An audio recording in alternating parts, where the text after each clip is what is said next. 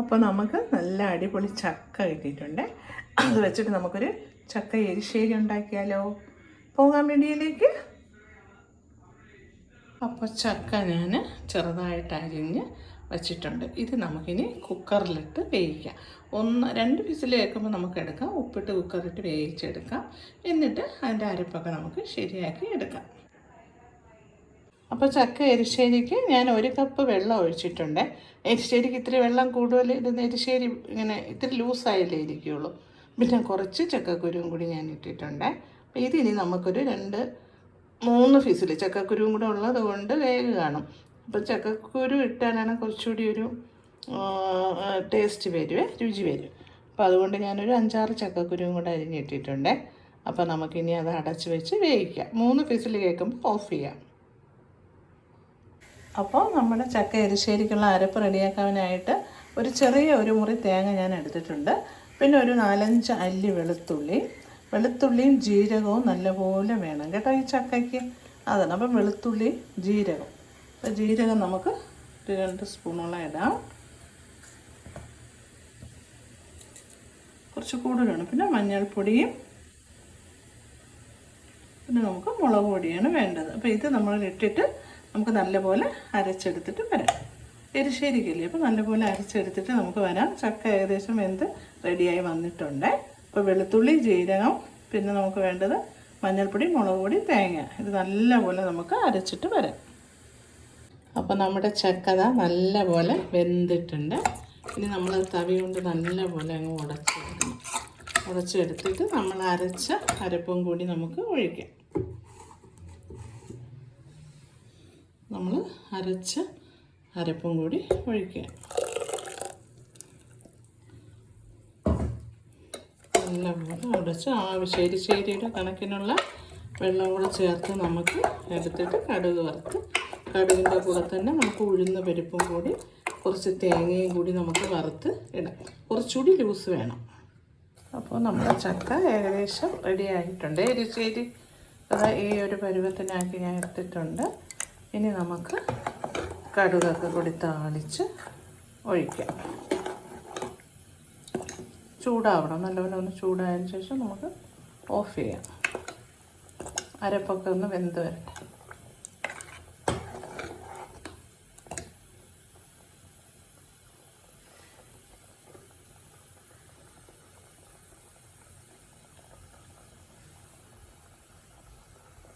അപ്പോൾ നമുക്ക് ചക്ക എരിശ്ശേരിക്ക് കടുക് തളിക്കാം.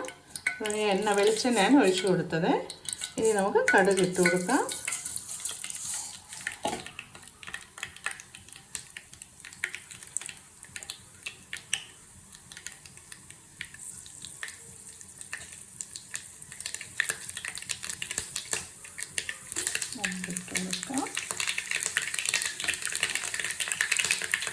നമുക്ക് കുറച്ച് ഉഴുന്ന പരിപ്പ് ഇട്ട് കൊടുക്കാം.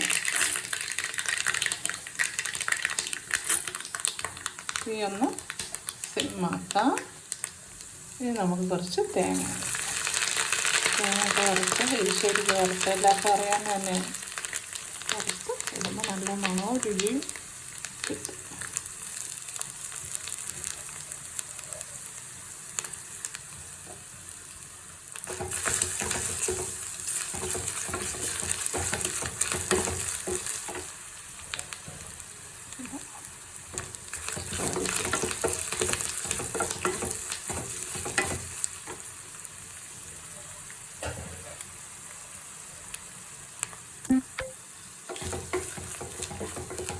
നല്ലപോലെ ചുമന്ന് വരുമ്പോൾ നമുക്ക് ചക്കയിലോട്ട് ഒഴിച്ചു കൊടുക്കും.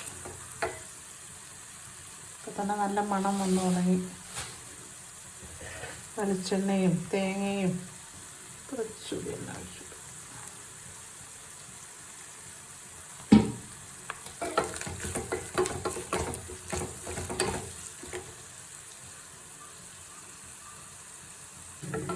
നമ്മൾ ഏകദേശം മൂത്ത് വന്നിട്ടുണ്ട്.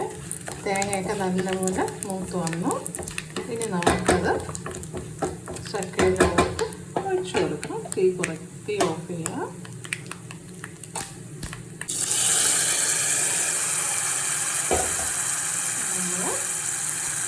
ചക്ക എരിശ്ശേരി ചക്കയിലോട്ട് നമ്മൾ ഒഴിച്ചു കൊടുത്ത് നല്ല മണവും നല്ല രുചിയാണ്.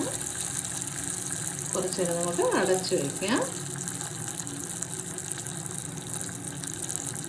അപ്പോൾ നമ്മുടെ ചക്ക എരിശ്ശേരിയും മത്തി മുളകിട്ടതും റെഡിയായിട്ടുണ്ട്.